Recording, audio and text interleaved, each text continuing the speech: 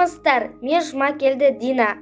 Кітап білім бұлағы, білім өмір шырағы дегендей, біз кітапты көп оқысақ, білімді әрі ақылды боламыз, және де пайдалы ақпараттарды ала аламыз. Менің сіздерге ұсынатын кітабым Шапағат Әбдірұлының «Алдай көрмесем мені» атты өлеңдер жинақ кітабы. Бұл кітапта көптеген өлеңдер бар, және де олар өте қызықты. Мысалға, туған жер, ана туралы, мезгілдер және де көптеген арнаулары бар. Маған сол өлеңдердің бірі қатты ұнайды, және де ол маған өте қатты әсер етті. Ол өлеңнің аты «Келші ана тосады құлының» атты өлеңі. Бұл өлеңде автор өз анасына деген сағынышы туралы айтады. Осы кітап маған өте қатты ұнады. Сондықтан сіздерді осы кітапты оқуға шақырамын және де ұсынамын. Мен бұл челленджді Аярудан алып, Елзада досыма жіберемін.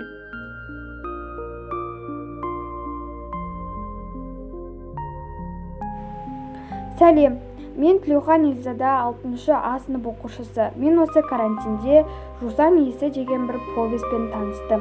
Ол повесть Сайын Мұратбеков атамыздың повесі. Ол повесть өте көңілді, қызықты. Маған қатты ұнады, маған өте керемет әсерлер қалдырды. Яғни онда Аян деген баланың балалық шағы туралы. Оның әкесі соғысқа аттанады. Соғыстан күтіп жүргенде анасы қайтыс болады. Содан бір ауылға көшіп келеді. Ол оқып жүргенде, әріптерді үйреніп жүргенде, хат жазамын деп талпыныс құштарлық пайда болып жүргенде әжесі қайтыс болады. Содан туысқанның үйінде жатып балаларға ертек айтып, өз білімін білдіріп жүреді.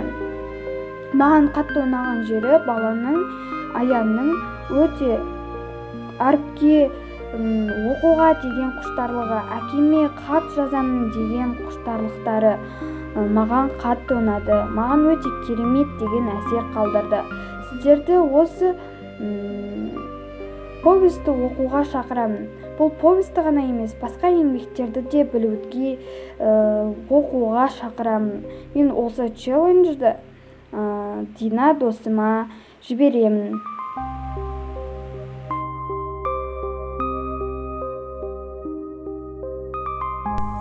Менің сүйікті кітабым неге ізінде мен Оралхан Бөкейдің «Тортай мінер Ақбоз ат» деген кітабын оқыдым. Ол жерде мен Тортайдың қандай бала екенін, оның қандай ерекшеліктері мен кемшіліктері бар екенін оқыдым. Тортай негізі жақсы бала, ол ақылды, білімді, ерекше. Ол бәрімізден де ерекше бала болатын. Оның құлағында мүкісі барына қарамастан көп кітап оқитын. Оның ата-анасы жоқ болса да, жетім болса да, ол көп кітап оқып, өзінің жетім екенін, бәрі нәрселерді ұмытып кететін. Тортай әрдайым бір нәрсені армандады, Ақбоз атқа мініп өз ауылына шауып келуін. Оның арманы осы болатын. Мен сіздерге Тортай мінер Ақбоз аттың кішігірім мазмұнын айтып бердім. Сіздерге